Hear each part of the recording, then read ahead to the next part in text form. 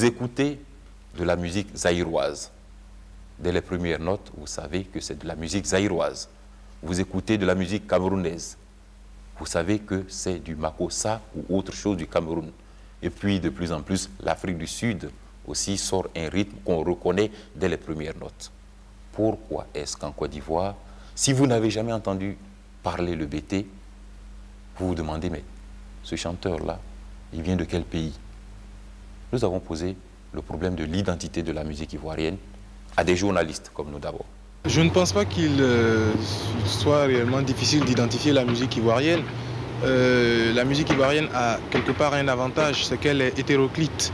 Il y a plusieurs types de sonorités, de rythmes, mais à un certain niveau, on reconnaît les musiciens ivoiriens dans leur style. Je pense que la musique traditionnelle moderne ivoirienne est définissable en tant que telle. Là, en Côte d'Ivoire, nous avons une variété d'ethnies, ce qui fait ressortir beaucoup de musique par région.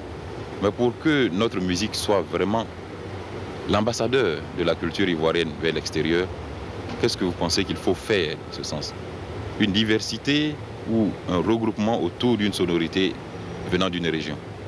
Moi, je pense que la situation actuelle constitue un avantage parce que nous allons certainement vers une synthèse, même une création d'une vraie musique ivoirienne. Nous n'en sommes pas encore arrivés là. Vous avez constaté très récemment, dans les 2 dernières années, que certains groupes se sont lancés réellement dans la musique de recherche, comme Woya et d'autres musiciens s'y attellent. Et nous partons petit à petit vers cette musique ivoirienne avec le grand M qui permettra un jour de reconnaître réellement que tel groupe qu'il s'exprime en langue bété, en langue dioula ou en d'autres langues, joue de la musique ivoirienne. Quand on parle d'identité de la musique, je pense qu'on parle de la musique moderne. Mais quand on va dans le terroir, qu'on puise une forme de musique et qu'on la transpose en ville, on s'entend à ce qu'avec les instruments modernes, on puisse la moderniser. De toute façon, dans la recherche d'identité, chacun, dans tous les cas, se pose un objectif. Aujourd'hui, l'objectif des jeunes musiciens, ils disent que, bon, puisque le marché ivoirien est trop restreint et qu'il faut que le disque se vende, alors faisons une musique qui puisse être comprise aussi bien par les Ivoiriens que par les autres pour que le disque s'achète. C'est donc un argument purement commercial.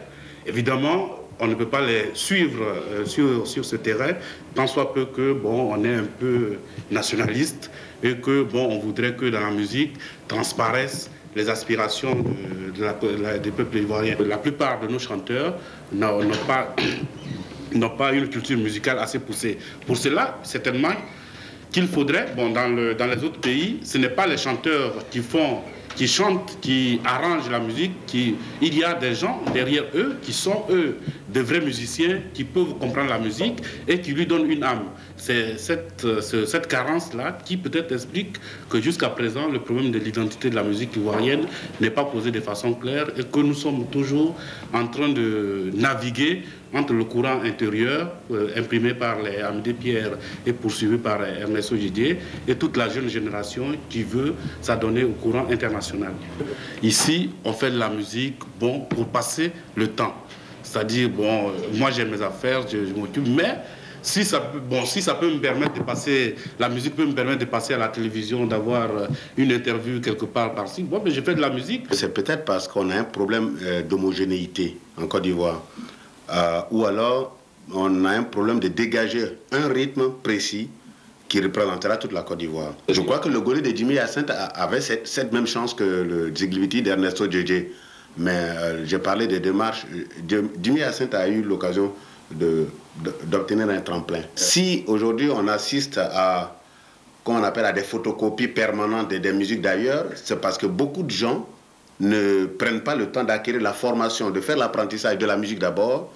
Après cet apprentissage, décider un modèle propre à eux qui ne représentera qu'eux seuls. Alpha Blondy, il plaque le malinqué sur le reggae et il vit bien. Ben oui. Bon, là, au départ, son choix aussi, lui, enfin, je ne sais pas si son exemple est assez particulier. Voici quelqu'un qui est arrivé avec un choix délibéré. Depuis le premier jour jusqu'à maintenant, Alpha Blondy s'est présenté comme étant un adepte d'un genre musical de l'extérieur. Point. Et si on l'a applaudi, ce n'est pas tellement à cause de l'interprétation de ce genre de l'extérieur, mais c'est surtout à cause du contenu de ces textes. Et puis, c'est quelqu'un qui sait parler de son métier. Voilà des tas de paramètres qu'il faut réunir peut-être pour parler d'un groupe, d'un artiste qui sait parler de son métier, qui dit quelque chose de significatif et qui a une structure organisée. Bien. Alpha Blondy est l'un des premiers à arriver avec un orchestre, un manager, avec toute une équipe, ingénieur de son, machiniste, tout et tout.